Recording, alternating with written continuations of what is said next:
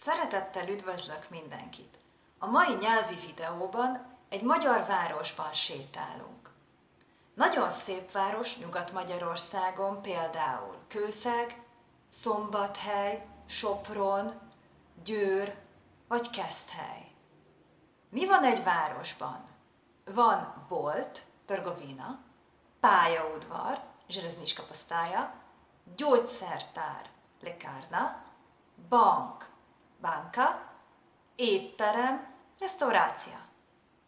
Ha egy helyet keresünk, így kérdezünk. Hol van egy bolt? Gdje je trgovina? Hol van egy bolt?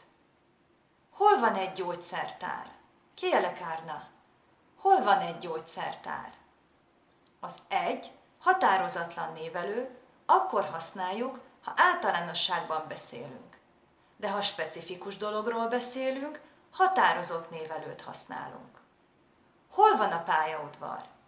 Gdje je železnička postaja? Hol van a pályaudvar? Mással hangzók előtt a, magánhangzók előtt pedig az a formája. Egy városban van utca, ulica, út, cesta, trg, tér, megálló, postajališće, híd, most.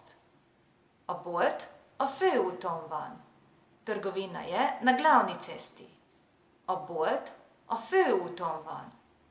Az étterem a főtéren van. Restaurácia je na glavnem trgu. Az étterem a főtéren van. Az úton azt jelenti na cesti, a téren pedig na trgu. Látjuk, hogyha a, u, ó van a szóban, akkor on a végződés, ha e, i vagy i, akkor en, ha pedig ő vagy ű van az utolsó szótagban, akkor ön.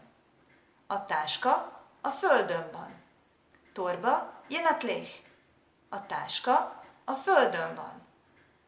Fontos még, hogy a nyitva azt jelenti otperto, a zárva pedig zaperto.